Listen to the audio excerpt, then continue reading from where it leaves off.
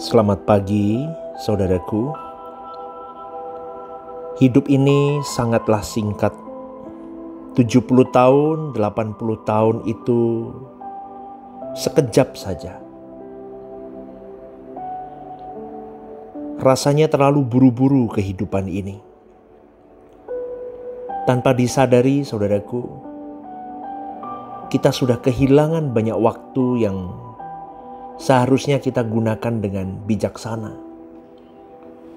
Tetapi semuanya terbuang dengan sia-sia karena kesalahan kita akan prioritas hidup. Tapi Tuhan dengan kebaikannya, Dia menyediakan berkat yang tidak terbatas di dalam hidup yang singkat ini sebetulnya. Tuhan memberikan sarana supaya engkau dan saya bertumbuh menjadi pribadi yang sempurna di mata Allah, di penilaian Allah, di standar Allah. Pertanyaannya adalah apakah kita mau memanfaatkan hidup yang singkat itu menjadi sebuah momentum indah untuk Dia. Karena banyak orang, kalau kita lihat saudaraku, mereka sadar ketika berada di penghujung akhir hidup. Ketika dia sekarat, baru dia tahu betapa berharganya waktu yang dia miliki. 1 detik, 2 detik, 1 menit, 2 menit. Itu sangat berharga bagi orang-orang yang sudah berada di penghujung hari hidup.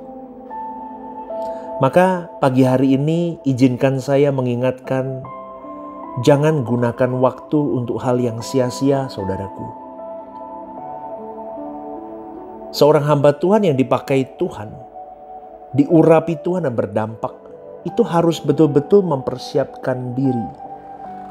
Hamba Tuhan itu tidak berbicara hanya jabatan atau profesi pendeta, tetapi semua yang memiliki iman di dalam Kristus Yesus Tuhan yang Maha Agung itu.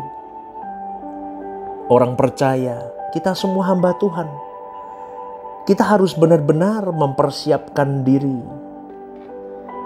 dari waktu ke waktu yang Tuhan titipkan dalam hidup kita. Berapa puluh tahun Tuhan titipkan? Mungkin 50 tahun, 60 tahun, 70 tahun, 80 tahun, tidak ada yang tahu, saudaraku. Tapi waktu akan menjawab nanti. Kita tidak perlu banyak bicara sebab waktu yang akan menjawab di pengadilan Tuhan bagaimana kelakuan hidup kita. Bagaimana seseorang bertanggung jawab suatu hari nanti di pengadilan Tuhan. Memang akan di dunia ini dengan 70 tahun, 80 tahun saudaraku, ada banyak tontonan yang menarik, lagu yang menarik, film-film yang menarik. Memang itu semua tidak melanggar moral umum. Kalau kita menonton film itu, mendengarkan atau menyanyikan lagu itu. Tapi ketika kita kehilangan momentum, kesempatan, karena kita melakukan hal-hal itu, maka itu akan sangat mempengaruhi bagaimana kita menggairahkan atau mengobarkan gairah untuk kita bisa mencapai kesempurnaan setinggi-tingginya. Mencapai kesucian setinggi-tingginya, mencapai gairah untuk menjadi anak Allah yang berkenan setinggi-tingginya, itu bisa hilang gegara tontonan-tontonan yang tidak perlu, mendengarkan, menyanyikan lagu-lagu yang tidak perlu. Kenapa saudaraku saya katakan ini? Karena gairah itu harus kita kobarkan terus, dan itu pilihan. Dalam 24 jam pilihan itu selalu ada, saudaraku. Dan dunia tidak bisa melarang kita untuk kita memilih A atau B, dunia atau Tuhan, dunia atau Tuhan. Setan pun tidak bisa melarang kita. Kalau kita memang mau memilih menjadi anak Allah, setan tidak bisa melarang kita. Dia hanya bisa mengganggu kita supaya kita tidak serius dengan Tuhan. Maka Tuhan pun juga tidak menghalangi kalaupun ada intervensi dari Tuhan. itu cuman sekedar mengingatkan supaya kita tidak memilih dunia, saudaraku. Maka berhati-hatilah dengan bagaimana kau hidup. Karena banyak orang Kristen beragama tapi tidak bertuhan. Banyak sekali, saudaraku, orang beragama tetapi tidak bertuhan. Maka kita harus memperhatikan perkembangan zaman ini. Kita melihat roda perubahan hidup itu di dunia ini semakin cepat. Teknologi semakin maju, penemuan-penemuan baru. Hari ini luar biasa, saudaraku, semua hal maju. Maka inilah yang dikatakan oleh firman Tuhan bahwa di akhir zaman pengetahuan akan bertambah-tambah. Alkitab sudah mencatatnya dengan jelas, saudaraku. Akan ada perkembangan itu. Akan ada peningkatan pengetahuan dari manusia. Tetapi di lain pihak Tuhan juga membuka pikiran banyak orang atau orang tertentu untuk menerima hikmat Allah untuk bisa menghadapi dunia yang semakin gelap ini. Kalau kita menghadapi gelapnya dunia hanya dengan pengetahuan mengenai Allah yang telah tersusun di dalam doktrin di atas kertas, kita pasti tidak akan sanggup, saudaraku. Karena dunia kita yang gelap, yang rusak dengan segala hal yang ada di dalamnya itu begitu menariknya. Merusak setiap kita. Menghancurkan setiap kita.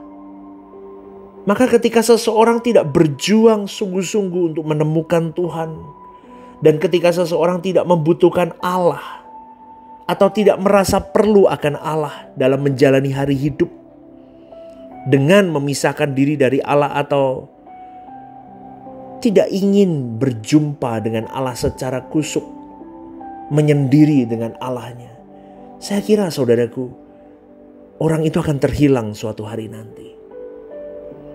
Maka kita harus benar-benar mulai hari ini sungguh-sungguh hidup di dalam takut akan Tuhan yang lebih dan lebih. Kita gandakan takut akan Tuhan dalam diri kita.